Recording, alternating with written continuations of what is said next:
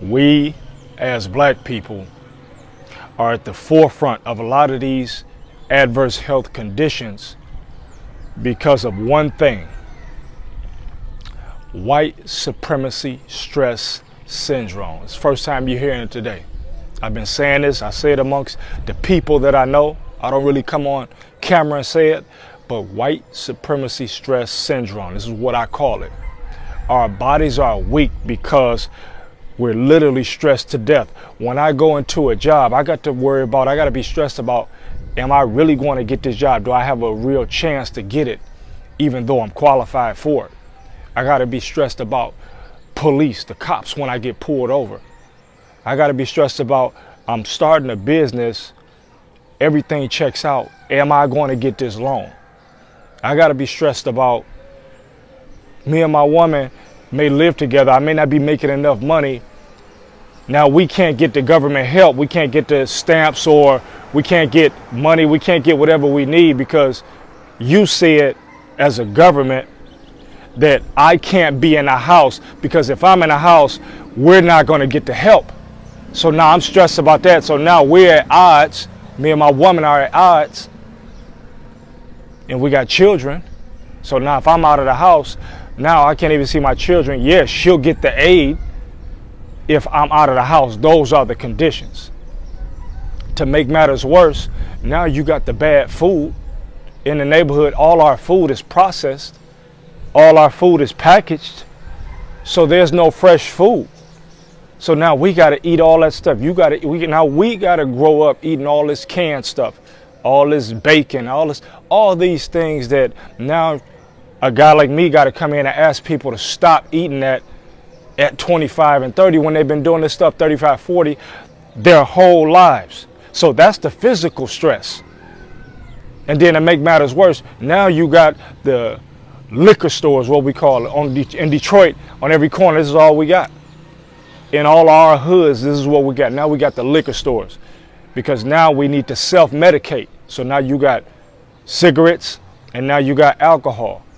And this is how you self-medicate. This is how we self-medicate from all this other stuff.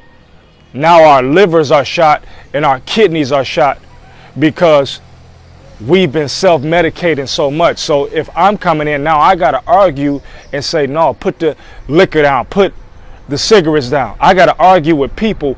People got to come at me because they're now committed to self-medicating from all of the pain. And so they would rather be self-medicating than to go away from it. Even though technically I may be right, I can't necessarily be mad with them because this is how they have to deal with all this pain, all this other stuff that's been put on them. So this is why I always say, when you talk about health conditions, you got to deal with the systemic issue. It's systematic healing, not symptomatic healing. And that's what the world likes to do with all kinds of healing. They like to symptomatically heal. If you got high blood pressure, they want to lower your blood pressure and say your blood pressure is cured. If you got high blood sugar, they want to lower your blood sugar. They don't want to go to, why is this blood sugar high, and then fix it there. Like this situation from the white supremacist stress syndrome, because this is really what most black people are dealing with on a daily basis. So this stuff stacks up and your body just wears down. That's the issue.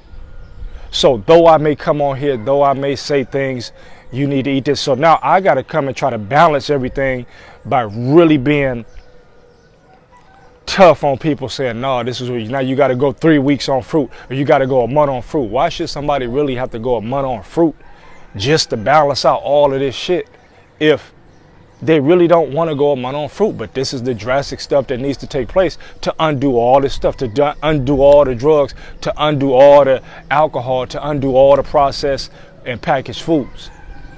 So it's really white supremacist stress syndrome that most black people suffer from. So of course you're going to have diabetes.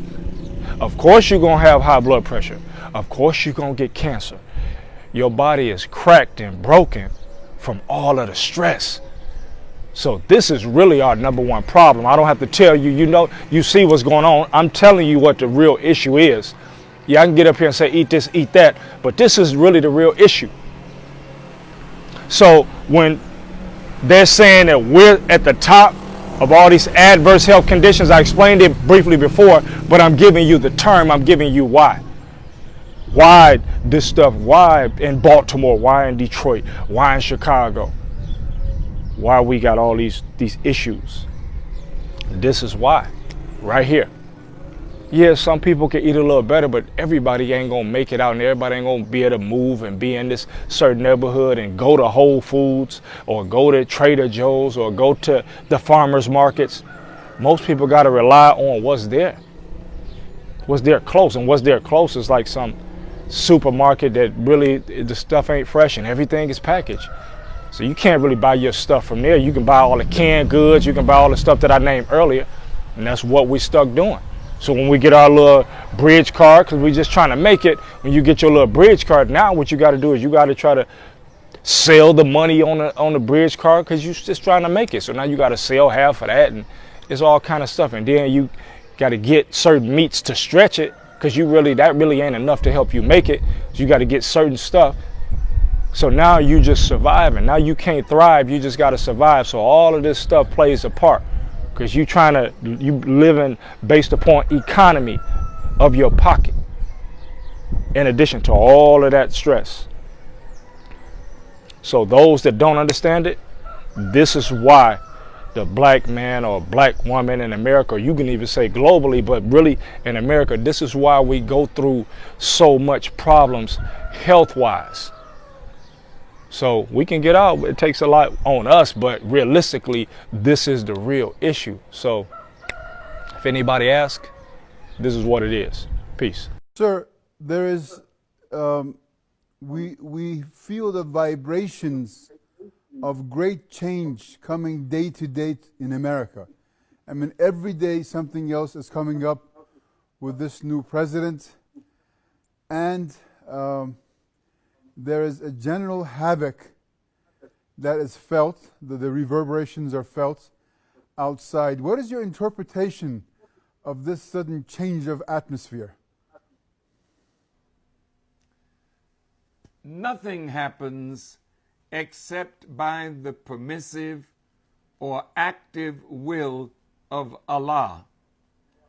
This seemed so certain for Mrs. Clinton that she would be the first female president of the United States of America, and that she would follow in the footsteps of her predecessor, President Barack Obama, and keep much of that which he brought into existence by executive order and continue it. But as the world knows, he couldn't bring everything into existence through Congress, because from the day that he was elected President of the United States Congress, many of the Republicans met, and they declared that they would never allow his legislative program to succeed, and for 8 years they fought him. So he had to do much of what he did through executive order. The Affordable Care Act was an act that came through Congress.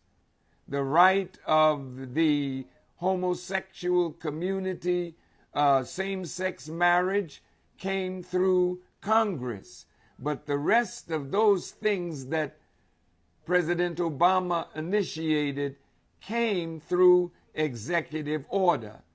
And now that Mr. Trump is the president-elect, and if he chooses, he can, by executive order, repeal most of what President Barack Obama brought into existence, including the thawing of the relationship between the United States and the people of Cuba.